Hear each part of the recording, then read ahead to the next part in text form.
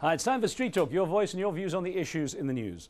Israel's separation barrier in the West Bank has become a unique canvas for email graffiti. And previously on Street Talk, we featured the work of one of the artists who found an innovative way to tell people about the wall.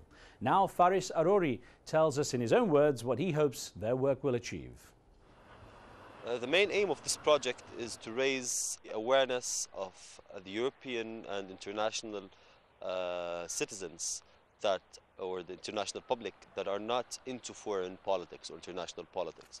So they don't follow up with news. So the only way we can get to them is through personal messages sent to them from their friends or loved ones that get to them to their email personally. They would receive 3 pictures of the ordered message, one through the spraying, one as a close-up, and the other one as a wide shot of the sent message.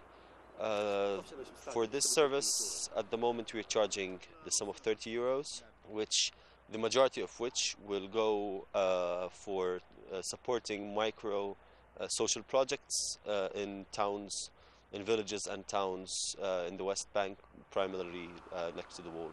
We're getting all sorts of messages, from messages of solidarity to political statements to quotes of famous characters like Nelson Mandela, Che Guevara, Menachem Begin.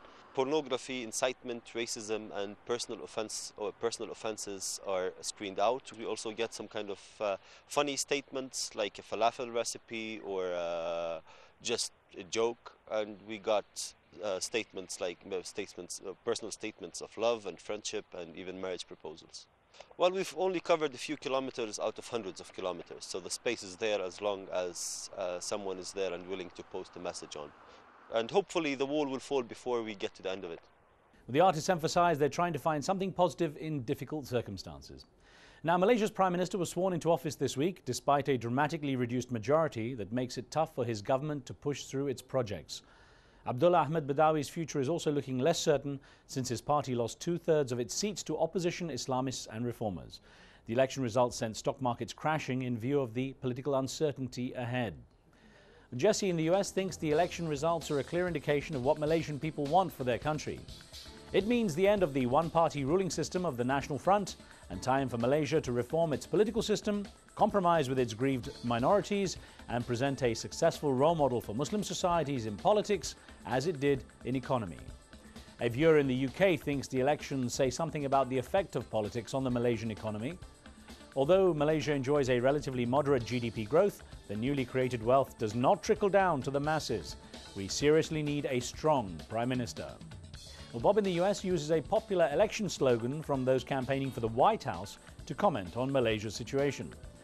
As Barack Obama says, it is time for change.